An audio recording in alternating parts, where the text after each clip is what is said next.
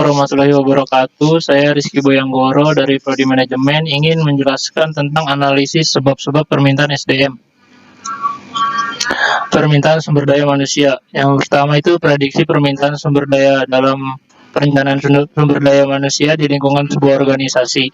Pada dasarnya disebabkan oleh berbagai alasan atau sebab-sebab tertentu.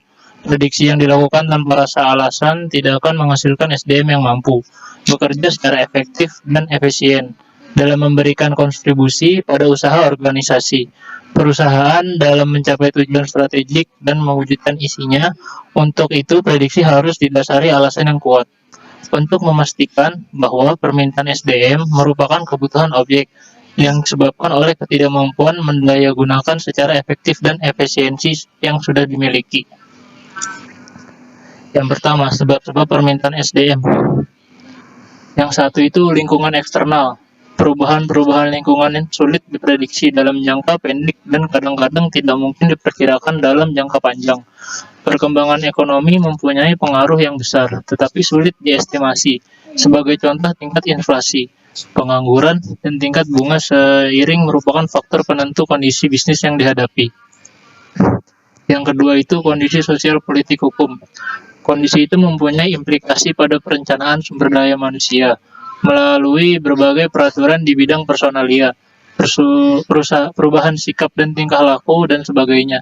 Sedangkan perubahan-perubahan teknologi sekarang ini tidak hanya sulit diramal, tetapi juga sulit dinilai. Perkembangan komputer secara dahsyat merupakan contoh jelas bagaimana perubahan teknologi menimbulkan gejolak sumber daya manusia.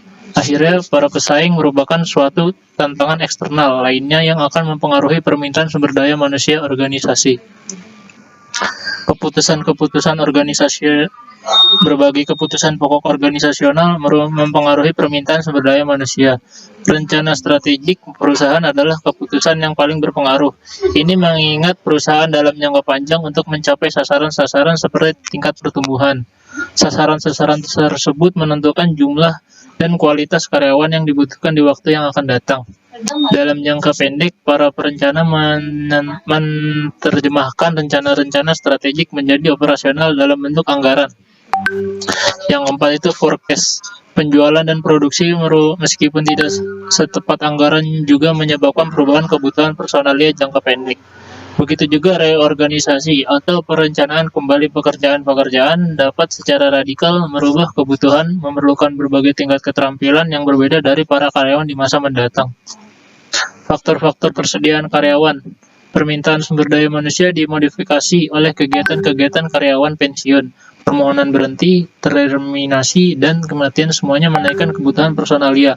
Data masa lalu tentang faktor-faktor tersebut dan tren perkembangannya bisa berfungsi sebagai pedoman perencanaan yang akurat.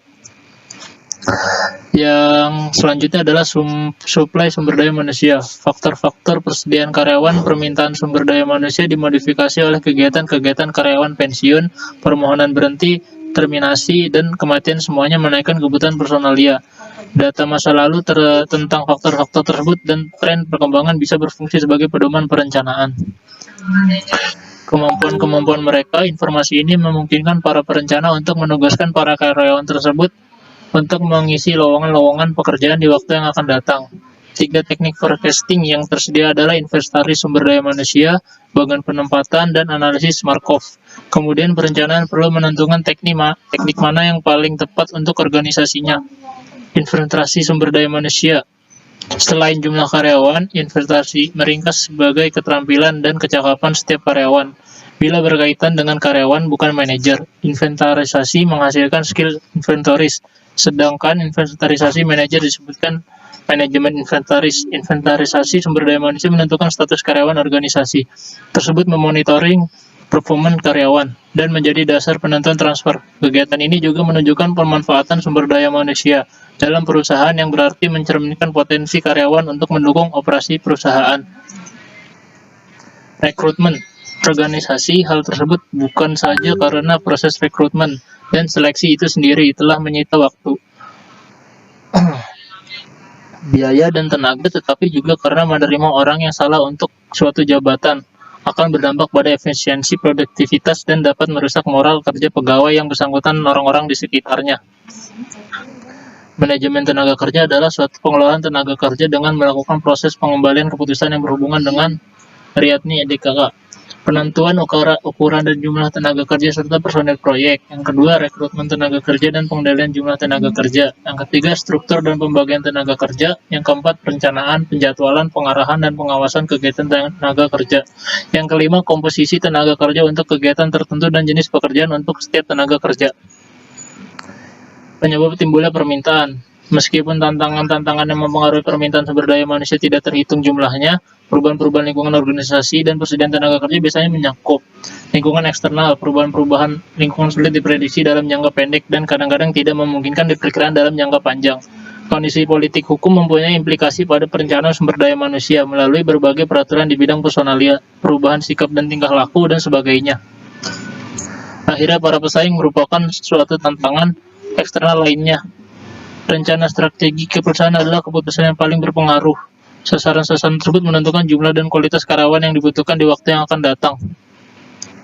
Faktor-faktor persediaan karyawan. Permintaan sumber daya manusia dimodifikasi oleh kegiatan-kegiatan karyawan, pensiun, permohonan berhenti, terminasi, dan kematian, semuanya menaikkan kebutuhan personalia. Yang teknik-teknik metode meramalkan permintaan. Metode penilaian terdiri dari estimasi dapat top down dan bottom up. Tetapi pada dasarnya yang berkepentingan ditanya berapa orang yang akan dibutuhkan tahun depan. Yang kedua itu adalah teknik DLP, menggunakan input dari kelompok pakar. Opini pakar dicampakkan menggunakan kuesioner terpisah dalam situasi yang diramalkan. Digabungkan dan dikembalikan kepada pakar untuk opini tanpa nama kedua. Yang kedua itu metode matematika, terdiri dari analisa regresi statistik, membuat perbandingan statistik dari hubungan masa lampau di antara berbagai faktor. Contohnya hubungan secara statistik antara penjualan kotor. Yang ketiga, metode simulasi merupakan gambaran situasi nyata dalam bentuk abstrak. Sebagai contoh, metode ekonometri. Rasio produktivitas menghitung rata-rata jumlah unit yang diproduksi per karyawan. Sekian, terima kasih.